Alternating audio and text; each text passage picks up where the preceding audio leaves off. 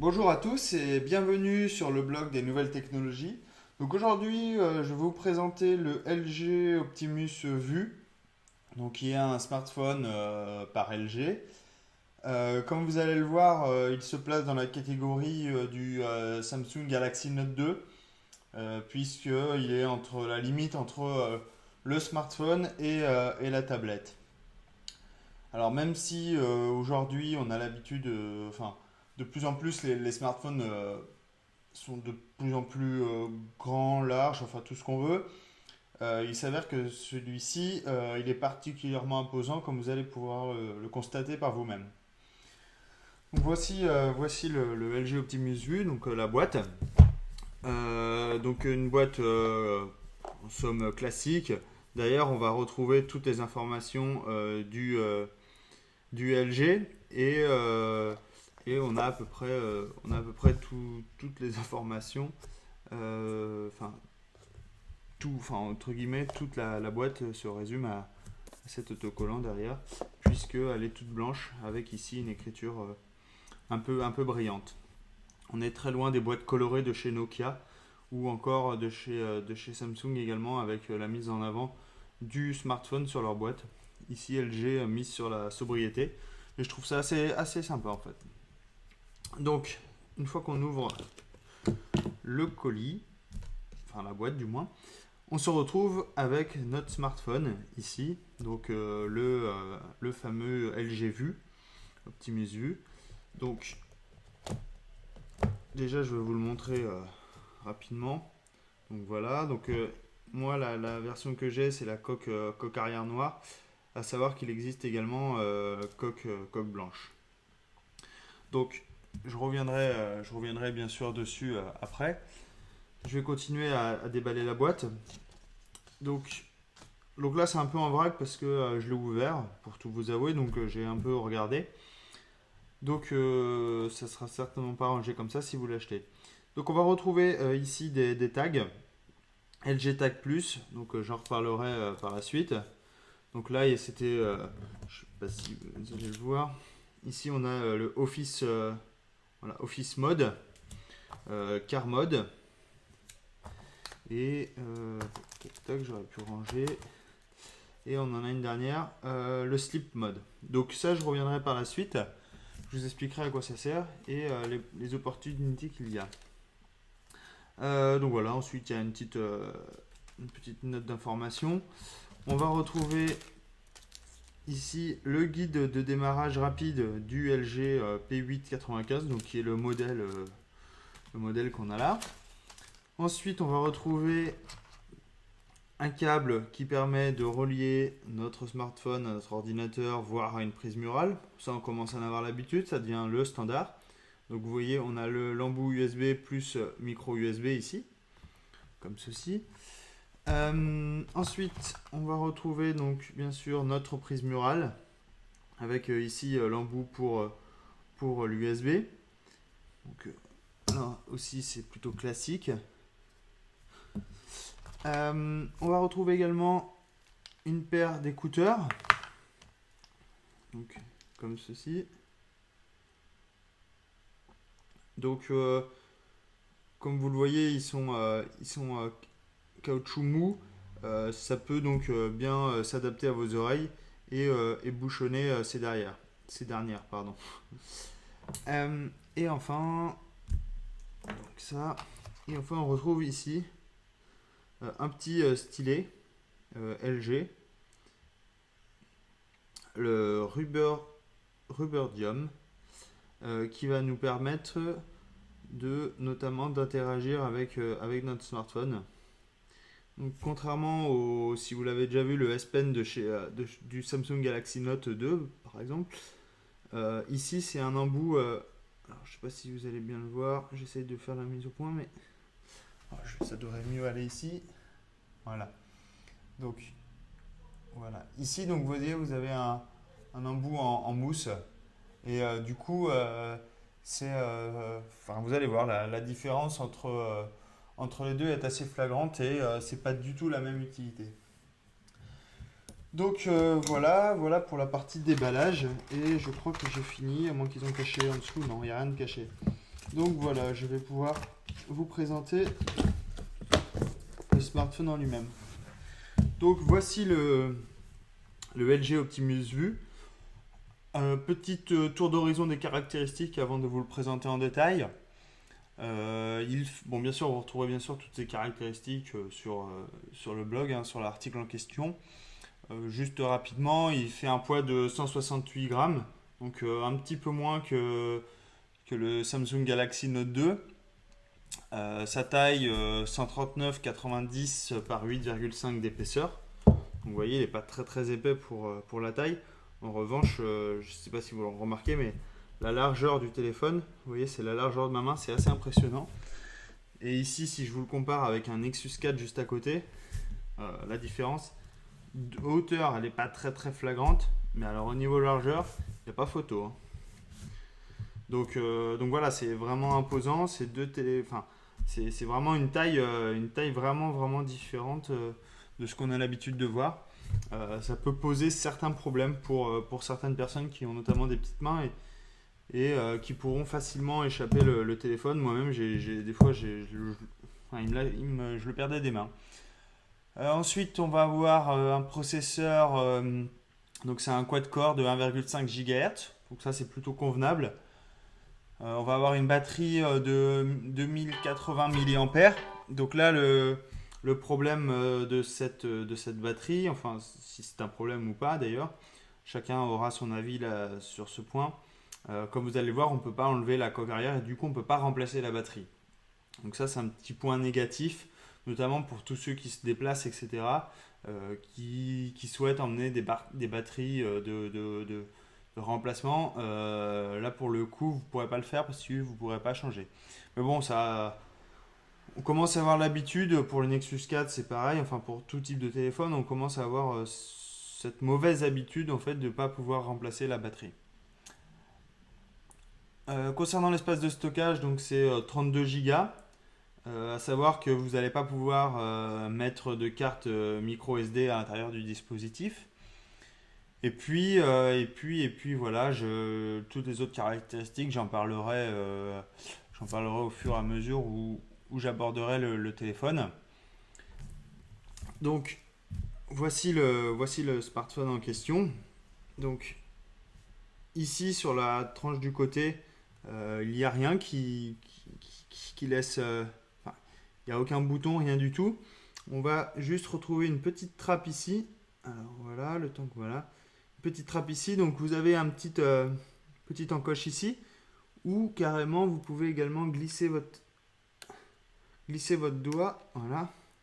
Et ça fait apparaître tout simplement le support pour la carte SIM. Et non une carte micro SD ou quoi que ce soit. Puisqu'il n'y en a pas. Alors, puisqu'on a fait le côté, on va faire l'autre côté. Donc l'autre côté, on va retrouver là 2 boutons cette fois-ci. Donc bouton de volume moins, bouton de volume plus. Et c'est tout. Concernant les bords en eux-mêmes, je ne sais pas si vous le voyez bien, ils sont légèrement arrondis et ils sont en bord métallique, contrairement à la coque de derrière qui est complètement une coque en plastique en eux-mêmes. Sur le dessous, on va retrouver ici deux vis, deux petits écrous. Donc c'est plus pour le style qu'autre chose, puisque vous ne pourrez pas démonter. Ça ne sert pas à démonter en gros la coque. C'est au pire, vous démontez le téléphone, je pense, mais je ne prendrai pas ce risque à votre place. Sur la façade arrière, on va retrouver ici des sorties pour les haut-parleurs, donc pour le son. Et enfin, ici, on va retrouver notre capteur, notre appareil photo. Donc c'est un appareil photo de 8 mégapixels et à côté on va retrouver le flash LED.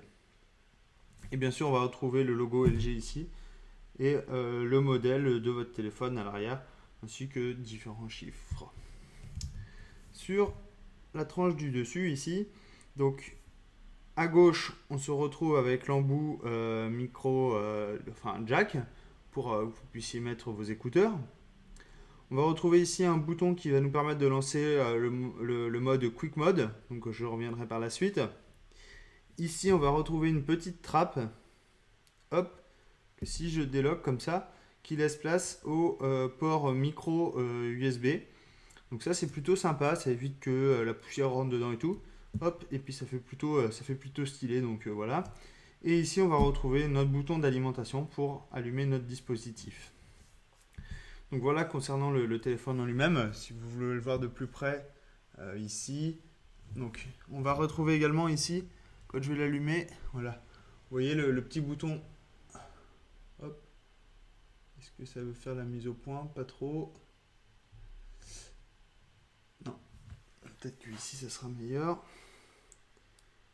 Voilà, on retrouve le rétroéclairage sur le bouton d'alimentation. C'est pas mieux, si c'est bon. Donc qui nous permet de dire que le smartphone est bien allumé. Voilà, donc ça c'est la partie matérielle. Donc je vais essayer de faire une nouvelle mise au point, voilà, pour passer à la partie logicielle. Donc l'écran, c'est un écran de 5 pouces qui offre une résolution de 1024 par 768. Donc on n'est pas vraiment en Full HD. On est non plus, on est un peu plus éloigné que ce qu'offrent les autres marques, mais l'affichage reste vraiment correct, notamment dû à sa largeur. En fait, vous allez voir qu'on a un affichage qui est assez sympa pour la lecture des sites web et également pour les vidéos. C'est plutôt pas mal parce qu'on passe en 4 tiers et c'est original, ça change. Ensuite, qu'est-ce que j'ai à dire dessus? Donc ici, on va retrouver, alors, je ne sais pas si vous allez le voir. Hop, je vais plutôt passer par là. Hop, je suis pas sûr que ça soit mieux. Voilà, ici, on va retrouver donc l'appareil, un appareil photo frontal qui va nous permettre de, bien sûr, prendre lors des appels vocaux, vidéo ou autre chose, vous allez pouvoir prendre quelques clichés. On retrouve en bas du dispositif 4 boutons sensitifs. Donc le bouton retour en arrière, le bouton home, le bouton pour avoir le lanceur d'application et pouvoir switcher entre les applications. Et ici le bouton d'option. Donc on avait perdu l'habitude entre guillemets d'avoir ces 4 boutons. Et du coup, vu la largeur du téléphone, c'est plutôt une bonne chose que LG permette ça. Donc je vais allumer le dispositif. Voilà, donc là je vais le déverrouiller. Hop. Donc ça. Voilà. Donc ici on se retrouve sur notre interface du LG Optimus Vue, donc qui est un Android, donc qui n'est pas la dernière version d'Android, hein, c'est du Ice Cream Sandwich, donc du 4.0. Il me semble même que c'est 4.01, il me semble. Nous allons vérifier ça tout de suite. Donc hop.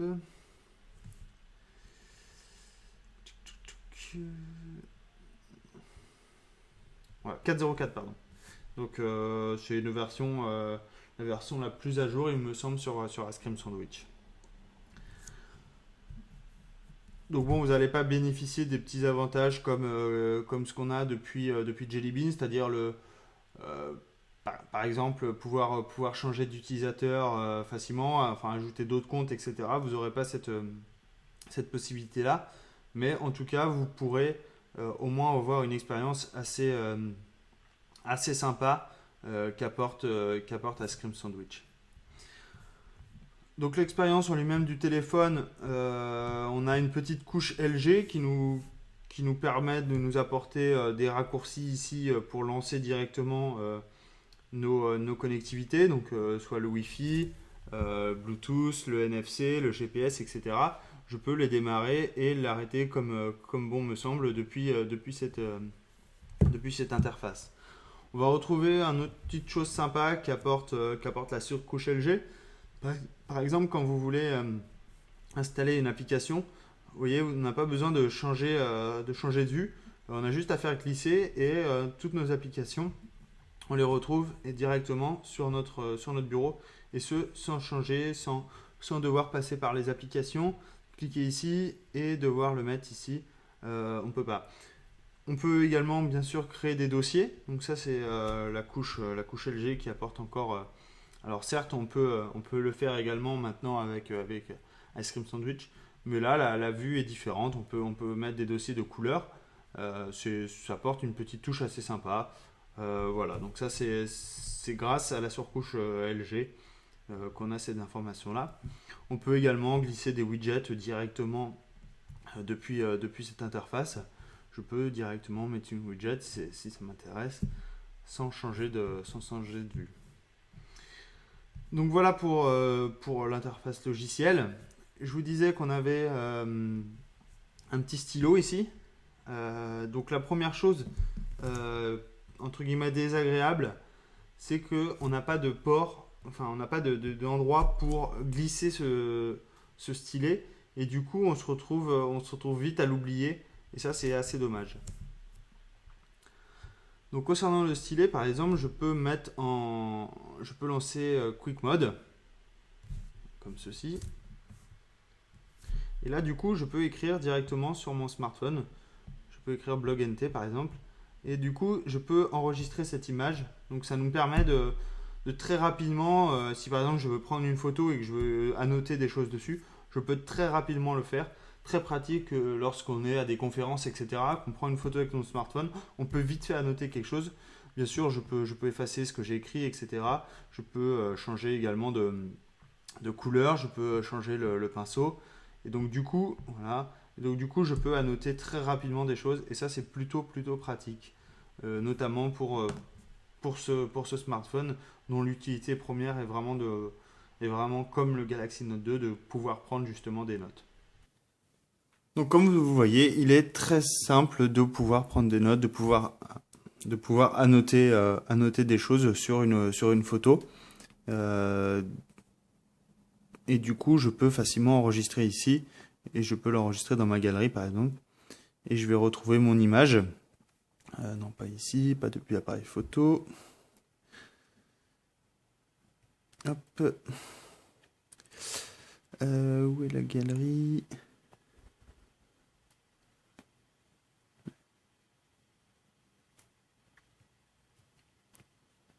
Non. Hop, voilà, Quick Memo.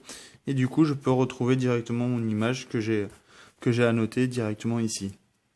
Donc ça, je trouve ça plutôt pratique et plutôt sympa pour pouvoir annoter directement lors des conférences très facilement des choses. Autre chose avec le stylet, on va bien sûr retrouver l'application Carnet, donc qui va nous permettre de prendre des notes. Donc si par exemple donc là vous avez différents styles de papier, différents styles de carnet également. Vous pouvez personnaliser. Et du coup, je vais pouvoir ici pouvoir écrire ce que je veux. Voilà. Donc, il faut bien savoir que la différence que j'expliquais tout à l'heure entre ce bout en caoutchouc ici et ce qu'on peut avoir avec le S Pen, j'en ai pas sous la main, mais ce qu'on peut avoir sur le S Pen, c'est que vous pourrez pas gérer en fonction de plus vous appuyez, plus ça sera gras, etc. Ici, c'est juste un embout qui vous permet de remplacer le doigt en fait, d'être plus précis, mais vous pourrez pas gérer tout ce qui est pression, etc. pour dessiner. Vous n'aurez pas toute cette couverture qu'offre le S Pen. Vous pouvez bien sûr verrouiller votre bloc-notes. Vous pouvez également bien sûr effacer. Vous avez accès à toute une palette de stylos logiquement. Voilà. Donc vous pouvez choisir l'épaisseur. Vous pouvez également choisir le type de votre stylo, la couleur. Enfin, vous pouvez gérer vraiment. C'est vraiment toute la partie dessin. Vous pouvez la gérer depuis cette partie-là, et également la partie notes, où là vous allez pouvoir directement prendre des notes très très facilement. Donc ce qu'on apprécie avec le stylo, c'est que vu la largeur du téléphone, il est assez, enfin, c'est pas aisé de prendre, de taper un SMS, bon. Mais avec le stylo, du coup, l'expérience est meilleure et on va vraiment beaucoup plus vite à écrire. Si par exemple, c'est en QWERTY, je me suis fait avoir. Et du coup, vous voyez, je peux très facilement écrire et surtout très rapidement. Donc voilà pour l'application Memo. Autre chose avec le stylet, vous pouvez appuyer autant de fois que vous voulez ici, ça ne marchera pas, il faut vraiment passer avec le doigt pour qu'on puisse revenir en arrière, etc. Donc là, il me dit touche de la face verrouillée. Effectivement, je l'ai verrouillé tout à l'heure. Comment je déverrouille ça?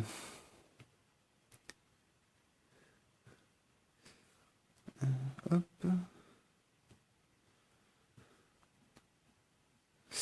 Non, je peux pas. Bien. Ah. Hop. Je me remets. Et du coup, je peux revenir dessus. Donc, je vais pouvoir, avec mon stylet, parcourir toutes les informations qui m'intéressent. Donc là, je vais lancer un petit jeu pour vous montrer l'exécution sur ce vu.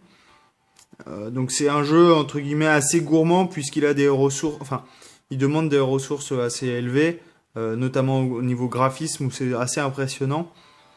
Si l'expérience sur mon Nexus 4, franchement, est super fluide, là on peut pas dire que ça soit très saccadé comme vous allez vous en rendre compte.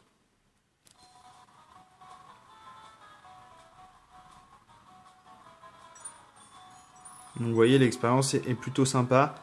On a des graphismes assez fluides. Donc là, c'est moi qui fais exprès pour vous montrer.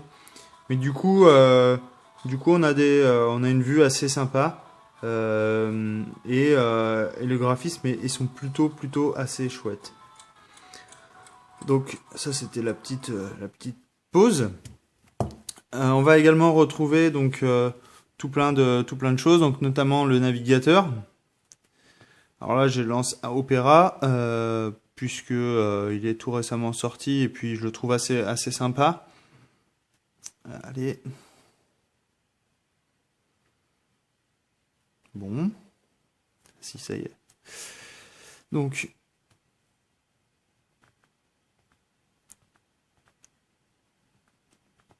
Hop. Donc on va aller sur le blog, bien sûr. Et on va aller voir que l'expérience offerte par cet affichage-là est plutôt... Bon, là, on passe en version mobile. Mais même si je m'enlève de la version mobile, vous allez voir que l'expérience est plutôt optimale également. Et de fait, c'est par son large écran, on a toutes les informations. Je ne sais pas si vous le voyez bien. Mince. Je sais pas si vous le voyez bien vous, mais en tout cas, la lecture est largement satisfaisante sur l'écran. Et je peux très facilement, par exemple, si je veux aller sur un article, c'est pas bien, en plus je vais sur un article de Samsung avec un téléphone LG, espérons que ça bug pas. Mais vous voyez, la lecture est plutôt sympa et sans avoir besoin de zoomer, je peux très facilement lire l'article en question. Donc ça c'est plutôt sympa. Et si on passe sur une navigation dans l'autre sens, voilà. Là c'est encore c'est 10 fois mieux et du coup je peux vraiment tout avoir le site et je peux lire directement mon site en version entière et je suis pas obligé de passer par la version mobile et ça c'est plutôt sympa.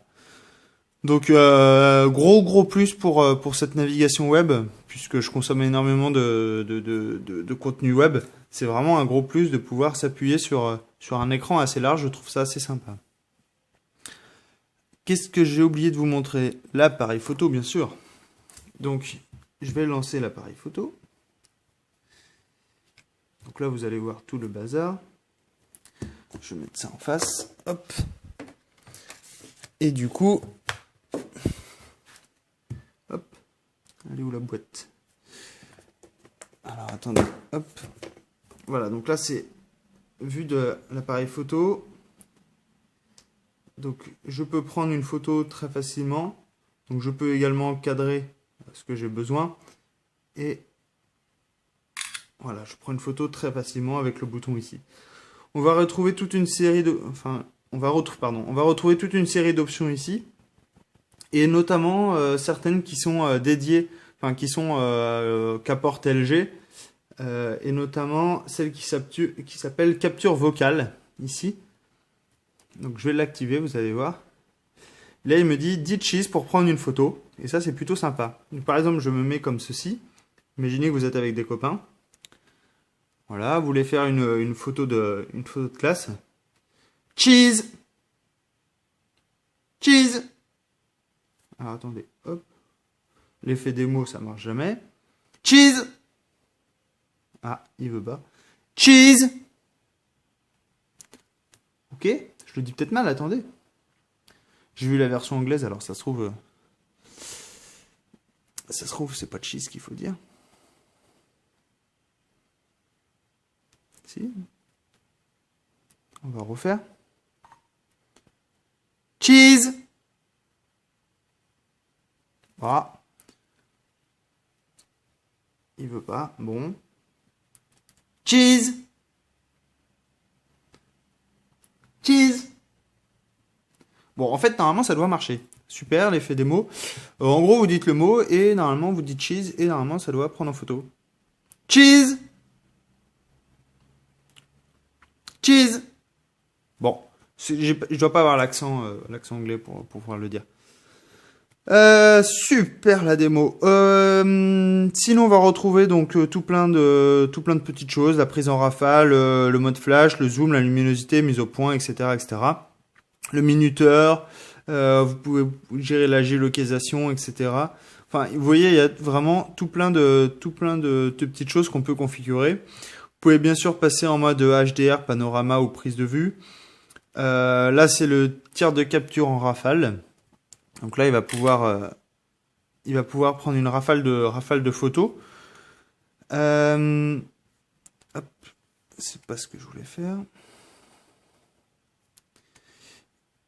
Oh là là, j'étais un peu vite. Et bien sûr, changer la caméra et passer en caméra avant. Salut tout le monde. Voilà. Et ici, on peut bien sûr changer le mode pour passer en mode vidéo. Directement depuis ce mode-là. Et là, je peux lancer une vidéo, un enregistrement de vidéo.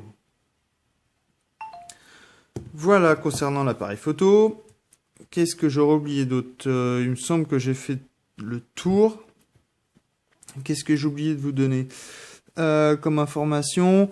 Bon, bien sûr, vous allez retrouver le Smart World, qui est en gros le Play Store de chez LG. Donc, si vous n'avez pas assez du Google Play Store, vous allez pouvoir passer par ce Play Store de LG. Donc là, il se met à jour, on va l'oublier. Expérience vidéo, bien sûr. J'ai oublié de vous montrer ça, parce que c'est assez sympa quand même. Ok. Donc là, il me dit, est-ce que je suis abonné? Très bien. Très bien. Ma chaîne, elle est où? On va pas faire de la pub aux autres, si. Donc on va aller ici. Donc par exemple là c'est des vidéos que j'ai regardées justement sur le LG Optimus, sur la GoPro, etc. Donc ça c'est tout mon historique. Et donc ça très bien. Je vais aller voir mes vidéos mises en ligne. Et si par exemple voilà on va tester le screencast que j'ai pris de la nouvelle version de Facebook. Et donc là on se retrouve avec une expérience assez sympa d'un player vidéo. La petite chose qui est notable, c'est qu'ici vous allez retrouver des bandes noires en haut et en bas, notamment également lorsque vous allez regarder une vidéo, un film, etc. Et c'est dû à ce format entre guillemets 4 tiers qui vous empêche entre guillemets de pouvoir profiter pleinement de l'écran. Donc là, je suis pas sûr que... Ouais, bon, j'ai une petite vidéo que j'ai pris. Voilà, la petite vidéo que j'ai pris là, à l'instant. On va dire, elle est très très courte, mais entre guillemets, vous allez, vous voyez, vous allez profiter d'une expérience assez sympa, vu que c'est à la limite de la tablette. Le rendu est assez top. On va bien sûr accéder ici à les applications qui sont lancées. Je peux également les killer. Donc ça, c'est pas encore mis à jour. Qu'est-ce que j'ai d'autre que j'oubliais? Bon, le truc, enfin, la messagerie SMS classique, hein. Bon, jusque-là, rien de nouveau. Je pense avoir fait le tour de tout ce que j'avais à vous dire. Ah non, j'oubliais, bien sûr, le NFC tag que je voulais vous montrer, le LG. Donc le LG Tag Plus, en gros, ça nous permet de passer moins de temps à gérer votre téléphone. Les paramètres que vous personnalisez sont automatiquement appliqués lorsque vous touchez les tags NFC avec la face arrière de votre téléphone. Donc très bien. Donc là, je vais activer le NFC, sinon c'est pas prêt de marcher. Et il me dit, par exemple, configurer le tag NFC pour les paramètres adaptés à la voiture. Je peux également configurer le NFC pour le mode bureau. Donc là, je vais pouvoir... si par exemple je souhaite si je souhaite que ça remplisse tout ça, j'écris sur le NFC. Donc là il me dit appuyer sur l'onglet pour écrire sur le couvercle. Donc le mode, je prends mon mode Office. Là je viens coller mon tag NFC en dessous. Hop. Et appuyer sur l'onglet. Ok, je sais pas trop ce que c'est. Bon, en gros, l'idée c'est que par exemple, si je mes paramètres de voiture, je place mon tag ici en dessous, je viens poser mon téléphone par-dessus, et là, logiquement, l'effet démo, ça plante encore. Oups. Pourquoi ça ne marche pas?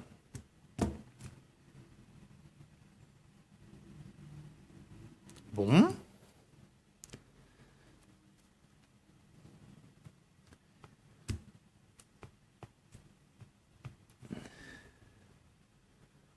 Appuyez sur l'onglet pour écrire sur le couvercle.